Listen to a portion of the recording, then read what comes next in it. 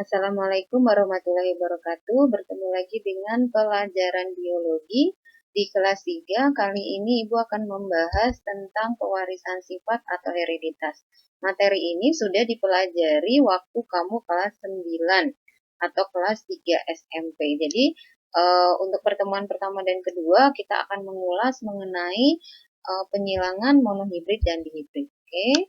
Nah, sebelum kita membahas mengenai penyilangan monohibrid dan dihibrid, kita akan bahas dulu mengenai hukum Mendel, karena penyilangan ini didasarkan pada penemuan atau penelitian yang dilakukan oleh Mendel. Nah, penelitiannya menghasilkan dua hukum, hukum Mendel 1 dan hukum Mendel 2. Hukum Mendel 1 itu disebut dengan segregasi, ya, menyatakan bahwa pada saat pembentukan gamet terjadi pemisahan alel atau pasangan gen menjadi gen-gen yang bebas atau tidak berpasangan, atau dengan kata lain dari diploid menjadi haploid. Ingat di bab sebelumnya ya kita sudah membahas gametogenesis. Gametogenesis itu prosesnya adalah meiosis. Meiosis itu adalah pembelahan yang dari 2N hasilnya adalah N. Nah, di sini kamu perhatikan ya, ada alel. Di sini ada alel A besar A kecil, kemudian dia mengalami segregasi atau mengalami proses gametogenesis, membentuk gamet. Ini A besar misalkan ya, dan A kecil. Nah, tinggal dipisahkan saja dari N menjadi N. Kemudian hukum Mendel 2, nah itu disebut dengan asortasi. Ini hukum Mendel 2. Ya, asortasi menyatakan bahwa pada saat fertilisasi ya alel-alel yang berpisah atau gen-gen tadi ya dia akan berfertilisasi atau berkombinasi atau bertemu secara bebas membentuk alel kembali. Nah, contohnya misalkan spermanya ini mengandung A besar.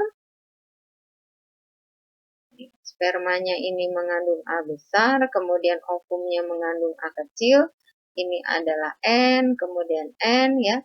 Kemudian dia akan berfertilisasi membentuk 2N ya, A besar dan A kecil. Itu ya. Oke.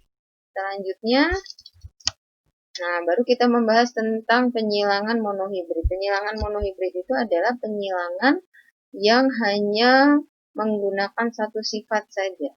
Jadi kalau misalkan manusia dari ujung rambut sampai ujung kaki itu banyak sifat, misalkan kita ambil salah satu. Contohnya saja misalkan, kita mau menyilangkan rambut, ya, rambut keriting disilangkan dengan rambut lurus, bagaimana hasilnya? Nah, kalau di sini dicontohkan pada tumbuhan, ya, jadi misalkan bunga berwarna merah disilangkan dengan bunga berwarna putih, bagaimana hasilnya? Nah, untuk penyilangan monohibrid ini ada 3 yang harus kamu pahami, yaitu penyilangan monohibrid dominasi sempurna, penyilangan monohibrid intermediate, dan penyilangan monohibrid test cross.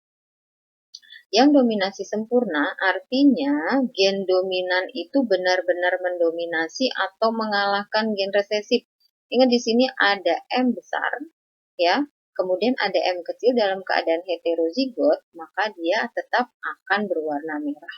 Karena M besar itu menentukan sifat merah, M kecil menentukan sifat putih, maka M besar ketemu M kecil jadinya M besarnya menang mutlak. Mendominasi secara mutlak, maka dia warnanya adalah merah. Kemudian kalau yang intermediate itu dia kalah tapi tidak kalah sepenuhnya, ya, atau menang tapi tidak menang sepenuhnya. Nah, di sini dalam keadaan heterozigot, kalau yang dominan sempurna tadi dia berwarna merah, di sini dia kalah sedikit, ya, maka dia menjadi merah muda atau pink. Kemudian kalau yang perkawinan test cross atau penyilangan test cross itu adalah suatu individu disilangkan dengan resesifnya. Ya, selalu disilangkan dengan resesifnya kalau kata-katanya adalah test cross. Oke, sekarang kita akan bahas mengenai penyilangan monohibrid dominasi sempurna. Nah, ini adalah mengulang dari pelajaran kelas 9 atau 3 SMP ya. Jadi diingat-ingat lagi. Nah, di sini kita langsung ke contoh soal. Disilangkan antara tanaman bunga warna merah dengan gen atau alelnya atau genotipnya itu M besar, disilangkan dengan bunga warna putih, genotipnya adalah M kecil, menghasilkan F1 yang semuanya berwarna merah. Nah, perhatikan di sini tata cara penyelesaian soalnya ya. Jadi kamu harus bikin dulu secara berurutan, parental ini adalah orang tuanya. Jadi kalau kita anggap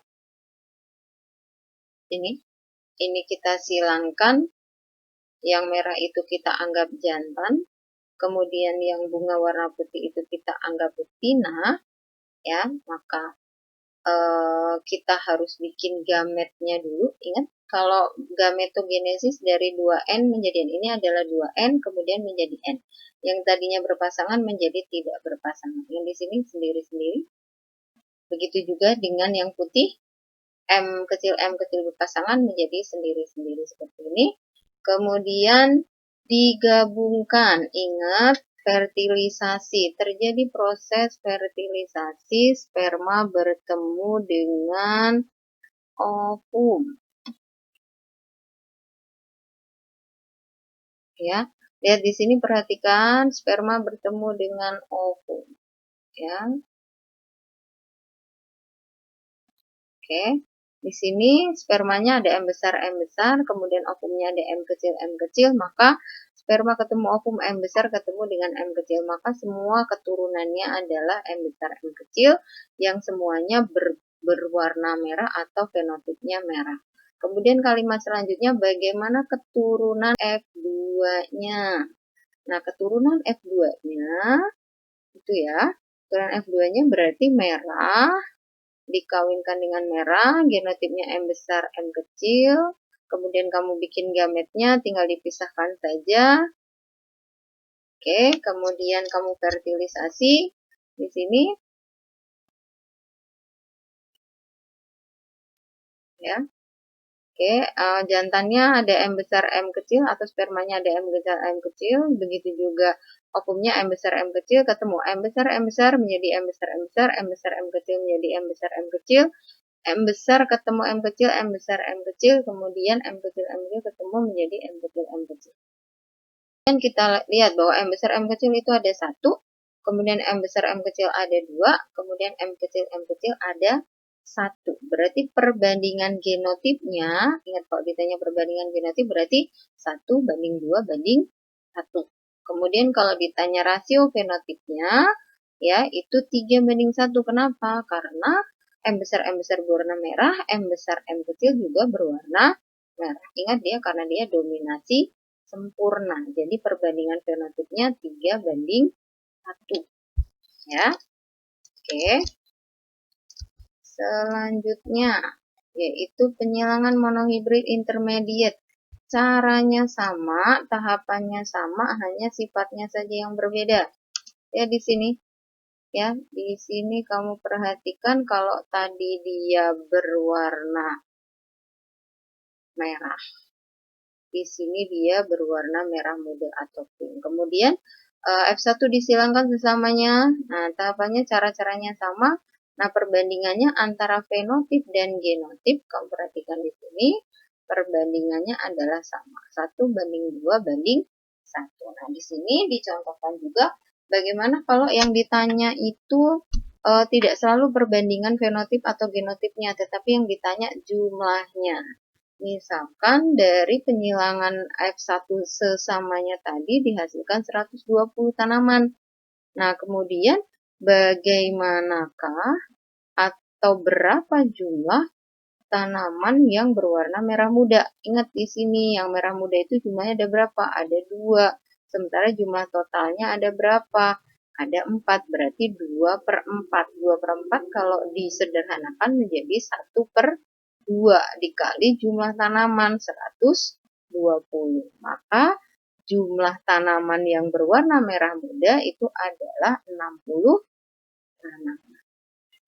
Gitu ya. Oke. Kemudian yang test cross, ya. Tahapannya sama. Jadi kalau misalkan F1 itu di test cross, maka kalimat test cross itu dia mengacu pada bahwa dia harus disilangkan dengan resesifnya. Tahapannya sama, caranya sama. Nah, ini